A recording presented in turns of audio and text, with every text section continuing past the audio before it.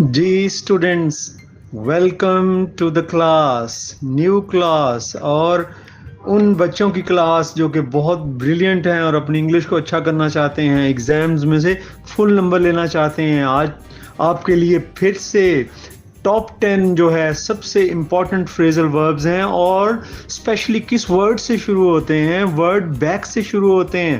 اور جیسے میں نے پہلے بتایا، these are the choice of the brilliant. تو آگے بڑھتے ہیں چوائس آف دا بریلینٹ کی طرف.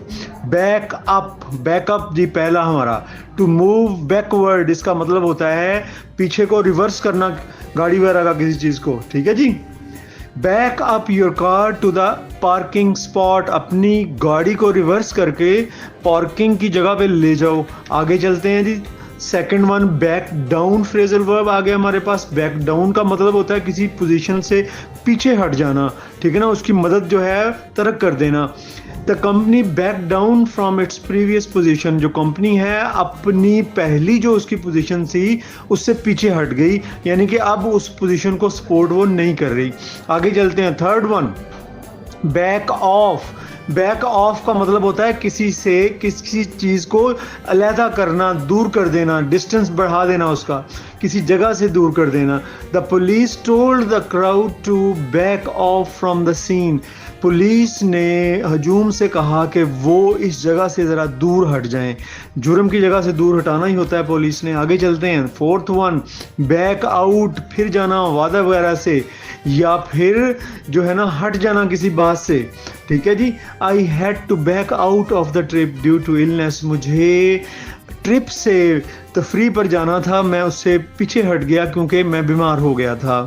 ٹھیک ہے جی. آگے fifth one, back up someone, اس کا مطلب ہوتا ہے کسی کو سپورٹ کرنا، کسی کی حمایت کرنا. My friend is backing me up in this matter, میرا دوست اس معاملے میں میری مدد کر رہا ہے.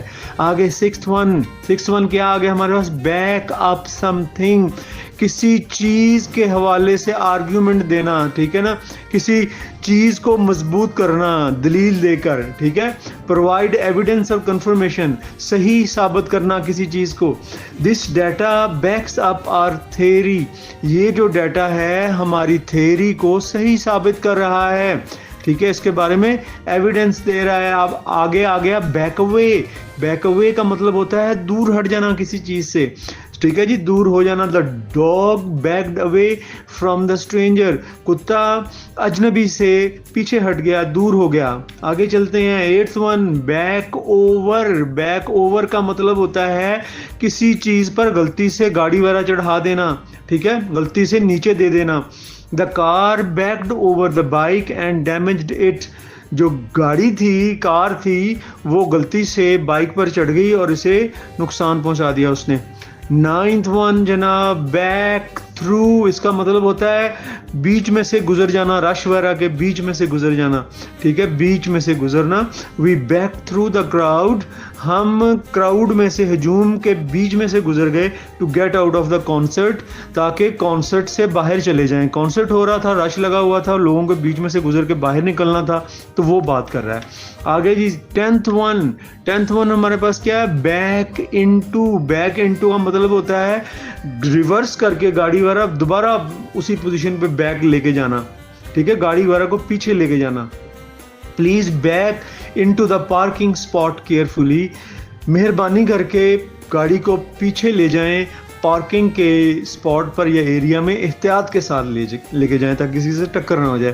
جی اسٹوڈنٹس، یہ تو تھے آپ کے وہ 10 فریزل وربز جو کہ بیک سے شروع ہوتے تھے، اور یہ انگلش میں بریلینس کے لیے آپ نے یاد کر لینے ہیں، اور مجھے بھی دعاؤں میں یاد رکھنا ہے. انشاءاللہ نیکسٹ لیکچر میں، نیکسٹ ویڈیو میں پھر آپ سے ملاقات ہوتی ہے. فی Aman Ullah. Stay blessed always.